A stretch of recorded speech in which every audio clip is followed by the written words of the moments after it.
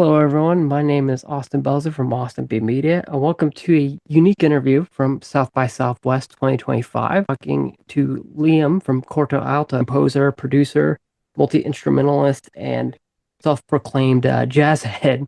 If you're going to be in Austin for South by Southwest, Liam's going to be playing at the Velveeta Room on March 12th and the British Music Embassy on March 13th. I'll have links to get tickets for those in the description.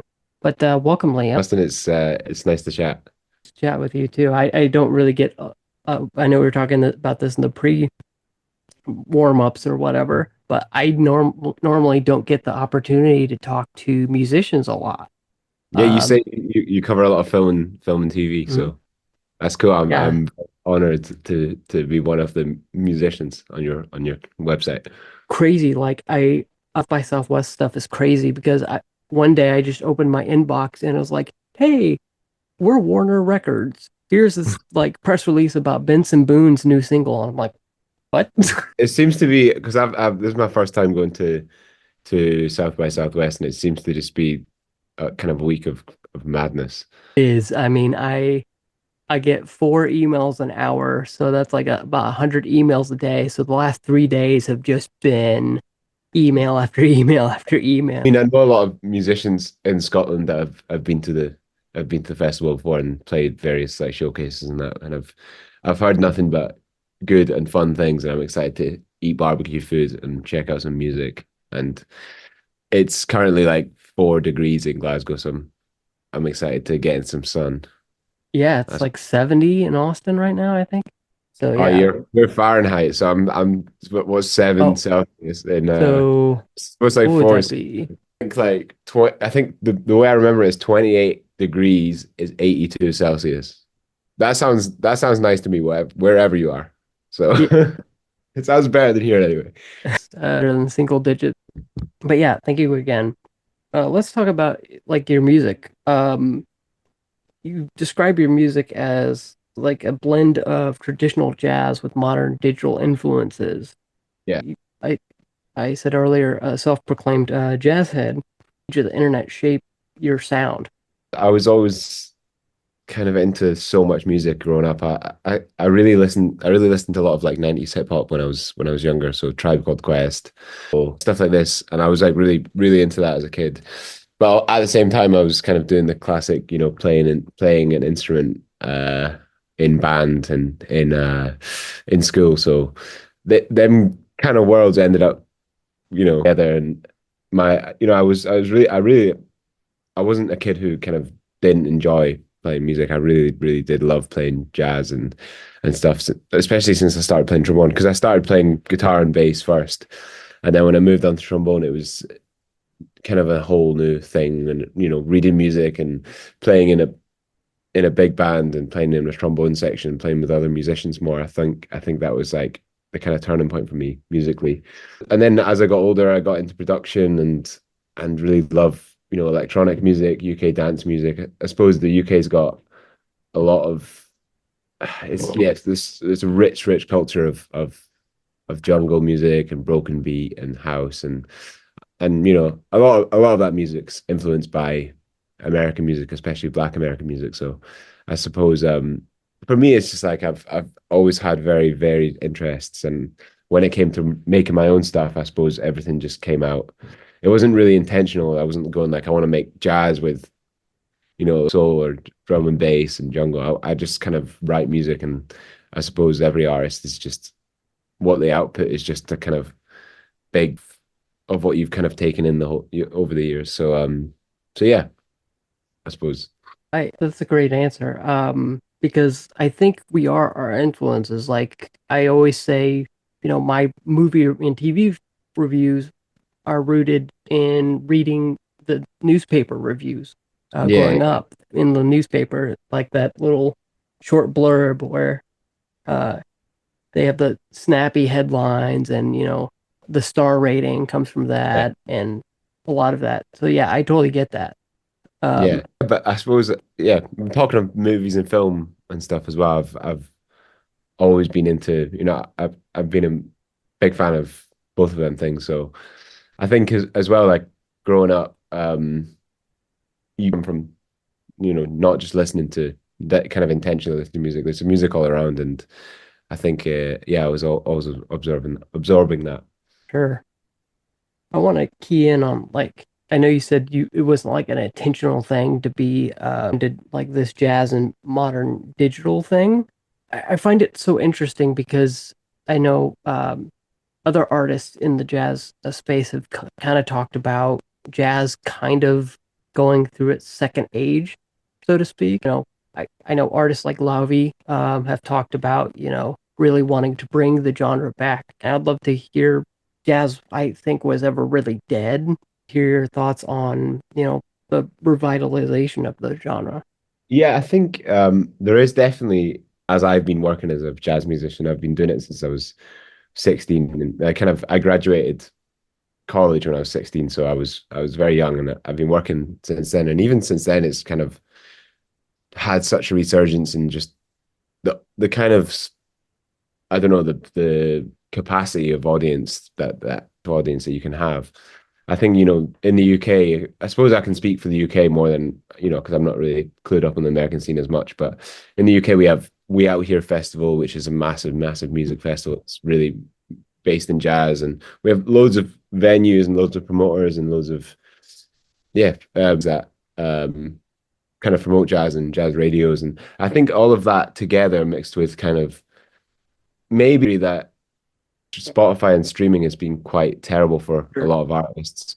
But I think one kind of positive side of it is that algorithms are driving people to listen to what they like, and what they actually like is music that's more in the jazz area. I suppose yeah, I suppose my music's not traditional jazz, but there's definitely that influence. Whereas before, the radio was kind of telling you what to listen to, and you wouldn't have been exposed to a lot of that music. And I think that's kind of been one of the positives from us streaming and from algorithmic kind of curation in music. Yeah, I think as well. Yeah, just the artists who have kind of D'Angelo and Robert Glasper and these kind of American artists who reintroduced jazz into a lot of their music and took it really interesting places, kind of just inspired a whole generation of people to do the same and to bring in their influences. And to, I live in Scotland, and there's a bunch of guys who make Scottish folk jazz, which is like really, really cool. Because every kind of locality has a different thing that they can blend with their approach, their musical approach, if they're a jazz musician. So yeah, it's super exciting time. And to me, jazz kind of is more of an approach to making music than it is, than like, rock and roll. Like, that's clearly a genre to me, but jazz is very kind of, I don't know, fluid, and it's kind of harder to put your finger on what it is. So I think it's more of a language and an approach to making music. It explained a lot about your talk being a language, jazz being a language. I've heard it likened to like kind of like improv is Yeah, when you play something, it's going to sound different. You know, whether you playing it live, you might make a different choice of like, oh, I want more trombone here. You have a trombone solo, you know, somewhere, and instead of whereas maybe in the recording it's further back or yeah. something. Or I mean, we have if we play the same, we play a lot of the same music, obviously, when we go on tour, but we change the set list, and we never play the tracks the same length ever, really, because they're very open, and sometimes there'll be a sax solo, sometimes there'll be a trombone solo, sometimes the intro will be 5 minutes, sometimes it'll be 30 seconds long. It just like it changes, and I think that's what's kind of keeps me sane. Last year we did 90 shows almost.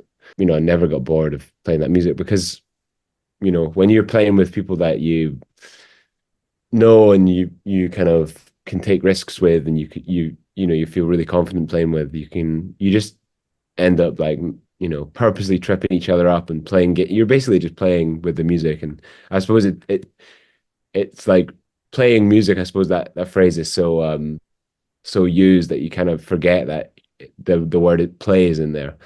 We always try to remember that, and we're always trying to, like, I don't know, just have this kind of lightness to your approach, and not be so like rigid in I also think like music live is like stakes are very low. You know, like if something goes wrong, no one gets hurt, no one dies. It's like you're all good. So I always try to remember that as well. It's people are there to have a good time, and if things go wrong, like we're sort of gonna they're gonna go wrong sometimes. I have to have a lightness to it, and that's I suppose that's what keeps it fun for me. Um, and not taking it too seriously. That's a that's a great way to put it. Play being part of it. Yeah, I would imagine. You said playing 90 shows.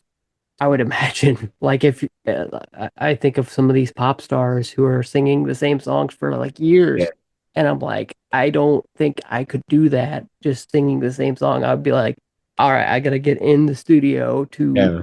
immediately make a new song because I don't want to sing this anymore. Yeah, I mean But that's so true, and I think it's funny how it's us. Yeah, I always I feel the same when I see kind of one of these like massive legacy artists playing that same. They play the same hits for 50 years, and you're like, oh, but that's why like some of the best artists, you go to their show and they're playing the songs completely differently, and then half mhm. the audience hates it, but they don't care because they're like, I'm not gonna, they still want to play the music, but they want to like keep it fresh and do it in different ways. That's kind of a sign of a really, like someone, an artist that's like not complacent is someone who, you go to their show and because I don't see the reason why the music has to be the same live as it is recorded. Like my music's just completely different live. So I think if it was for me, it's like if someone wants to listen to the record, they can do that anytime they want. But if we're going to, like next week, we're flying to the US, it's like for me, it's like a big opportunity to play in front of new people and go to a new place and check out. I just I wouldn't want to go there and just give them an album version of our track. So it's gonna be head. I think it was funny when people will go, "Oh, what was that like third last song you played?" And then you tell them, but in the back of my mind, I'm like, it's kind of nothing like that if you're gonna go to listen. I suppose, yeah, it obviously is very similar, but well, in terms of it's the same composition, but I think you have to do that, and yeah, as an artist as well, it just keeps things fresh. I think that comes to a personally held belief of mine that I developed like 10 years ago or 10 or 15 years ago. And I bought their album. I first listened, I was like, oh, this sucks. This is awful. And then I listened to it a second time, a third time, and then a fourth time. And I'm like, wait, I really like this. And backing at, I like that idea you have of play because um, I was listening to one of your tracks your publicist shared with me, and it's dynamic, 7 minute song. It just changes like into like three different. I really like that idea of play that you mentioned earlier Yeah, I because think it yeah. Sorry to interrupt. Yeah, I think it's also relevant not just live but in the studio. Having this kind of freedom to go anywhere. I suppose that's what playing is. It's just like having this, not having a preconceived like rigid feeling about how a piece of music or a piece of art is going to be at the end. Instead, just like going and kind of going along with everything.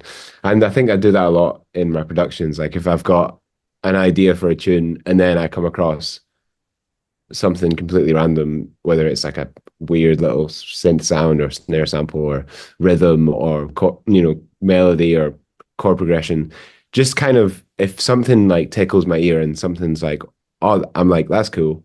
Just like following that. And even if it's a dead end and I have to go back an hour, like not really being caught up and not going, oh, that was a waste of time. That's because none of it's a waste of time. Like all of it is the part of the whole process of it. And that includes making music that's bad. Like I do that all the time. I make music and then listen to the end of the day. I'm like, that's terrible. But then like, you can't get to the good stuff unless you constantly do that. And I think the most detrimental thing you can do for creativity is when you get into a position where you've spent hours and hours, grafting on something to make it good, and then you listen to it, and you take a break, you go back and listen to it, and it sounds like shit. Do is like attach that to your whole kind of artistry and your personality. And the best thing you can do is just like laugh and go like, oh well, because if you put yourself off, you're just never gonna find them good ideas.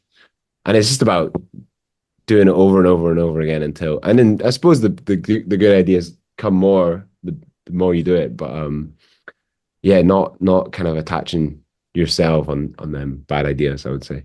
I think I, th- that's a great answer, and I think it's so important. I think in the production process because I think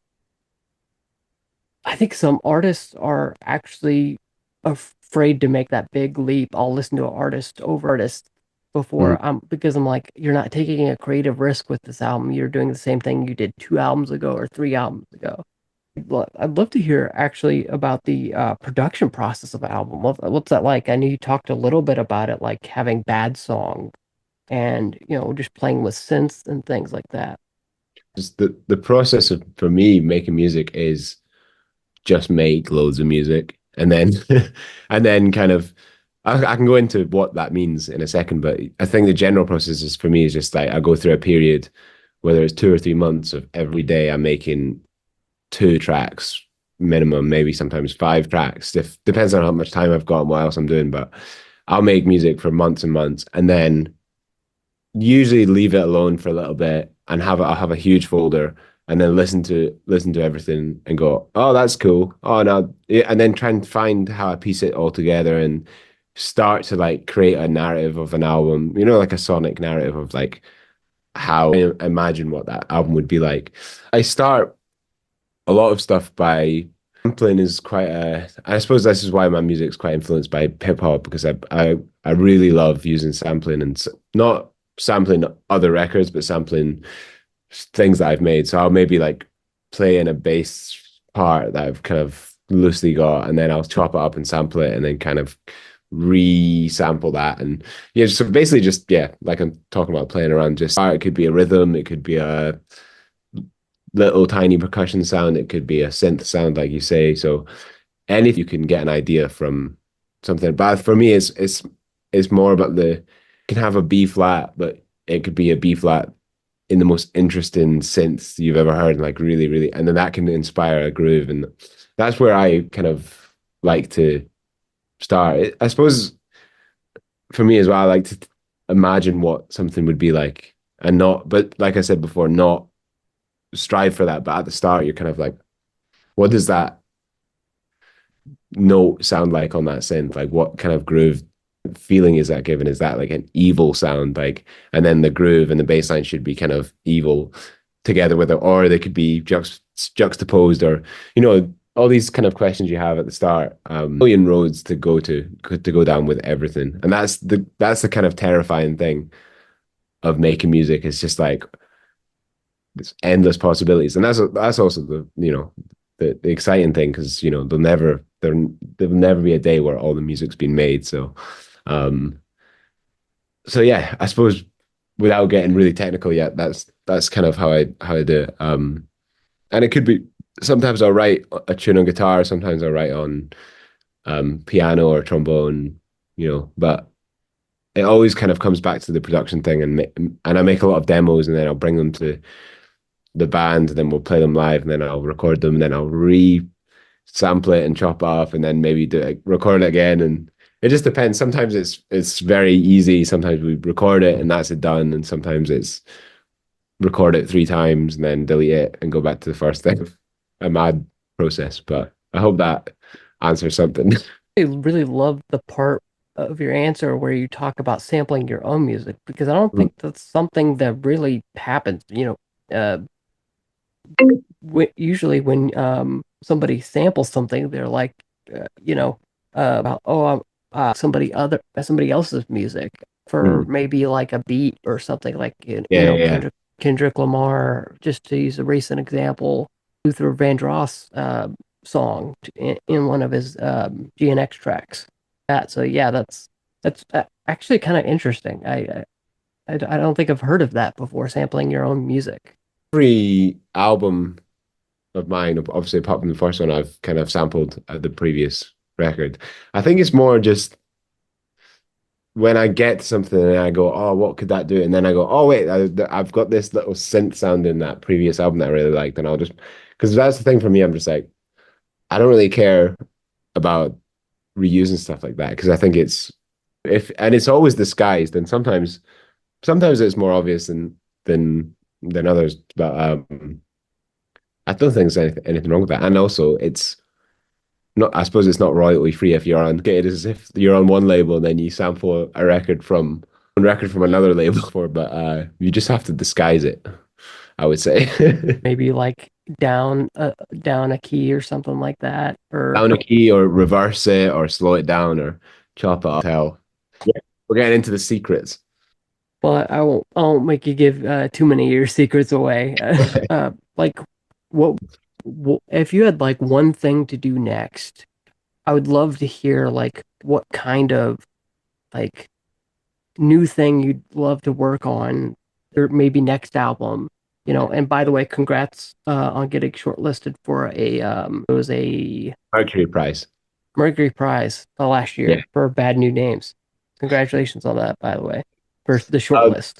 that was a cool experience. I think to answer your question, I think my process is very kind of solitude a lot of the time. It's a very solitary process. So I think the Bad with Names, which was an instrumental album, I did 31 away after that, which was a 30 track instrumental album. So I think I want to work more with vocalists and collaborate more and getting more into songwriting and work with rappers and vocalists and singers and other, just like kind of open up my own process of bringing other artists on board. I think that's my priority for the next album, and I'm super excited to do that. And I've already started working on that music, but just trying to let go of the kind of it's trying to let go of being a control freak, essentially. Yeah, that's that. I'll look forward to that.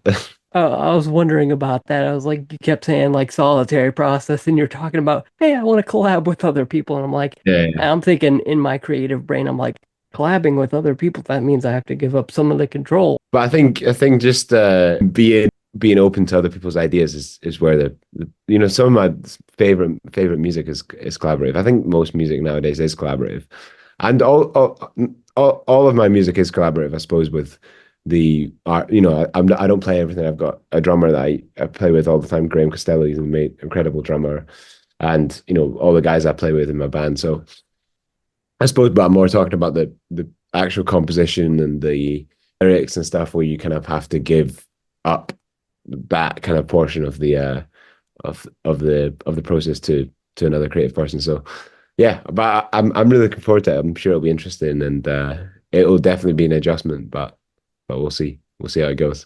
Looking forward to it. I'd love to get your thoughts on, by Southwest 2025. Like you're in it at like a pretty big music festival. I think there's what, like 50 artists or something like that, 70 artists. I don't even know much about it to be honest, but yeah, kind of bucket list thing to do. I think generally just coming to the US and playing music because American music's just country uh to me. So I think just going there and checking out other artists and just being around a lot of other musicians and I'm just really excited. Yeah, go to the jam sessions, check out other people's gigs, tasty barbecue food. Most man, let's Yeah. go. Um, I hope you have fun at South by, whatever whatever the cool kids call it. I'm not one of them. uh, but yeah, I hope you have fun, go to all the parties and stuff like that. I want to thank you for taking you and your publicist for taking the time to Oh, uh no, and Austin, thanks chance. so much for having me, and I'm looking forward to checking out the rest of your website and your blog. So it's a blog, and you do kind of vlog interviews stuff as well. Mhm. Stuff like Can that. I ask you a couple questions about what your favorite movie? Like, give me three recommendations for films that I wouldn't have seen. Ooh, I definitely think uh music wise, I think Kneecap was the best musical biopic of 2024. Okay, cool. The Irish rap group Kneecap, but it's Yeah, yeah, also kind of about the death of the Irish language. okay. Good one from 2024. I want to say people have probably slept on, right? Just movies. Shows. Let's see. Another one I would recommend is I really liked Enora. I really like that. It's Was that a about movie? a That movie about the stripper in Miami? That was yeah, great, I think man. it's Miami. I really enjoyed that. I really liked. It's gonna sound strange, but I liked Billy and Molly and Otter Love Story. It's a Nat Geo documentary about literally what it sounds like. Uh, three movies I'd really recommend to just about anybody. All right, and last question. I know you're interviewing me, but I've got one more question. What's better, Breaking Bad or Better Call Saul? Seen Better Call Saul. Oh man, I think it's better than Breaking Bad. That was gonna be my I don't know hot take.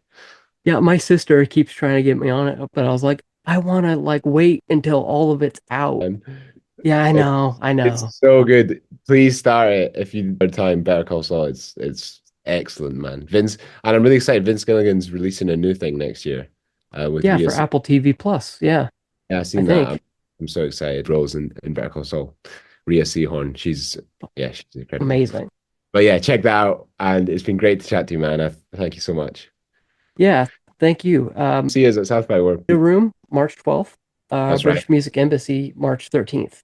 And then we're Uh, playing another showcase on March 13th, I believe, after the British Embassy one or before maybe. It's a Scottish showcase. It's all Scottish music. So that's on my Instagram if you want to check that out for details. But come see us 3 times if you want. We're going to play 3 completely different sets. So you can, 3 40-minute sets. That's 2 hours. You can come see us for 2 hours if you want. all those, all three, four. For Three, yeah. I'll have links to all of them in the description of the interview. For taking the time. I hope you enjoy Austin. Let me know if you're ever in Scotland. I'll show you around. I'll certainly let you know. Nice one, man. Peace. You can find me on Blue Sky, Facebook, Instagram, and Threads under my username, Austin B Media, as well as my Discord and Patreon community chat. Speaking of Patreon, if you'd like early access to this next interview or more exclusive content, head on over to patreon.com/AustinBmedia. For just $3 a month, you get 48-hour early access to my reviews, podcasts, interviews like this one, and articles, plus patron-only channels on my Discord. The $10 a month tier, you'll unlock uncut podcast episodes, exclusive episodes, and more. If you enjoyed this interview, stay tuned for more Slam Dance and South by Southwest 2025 interviews. Until next time.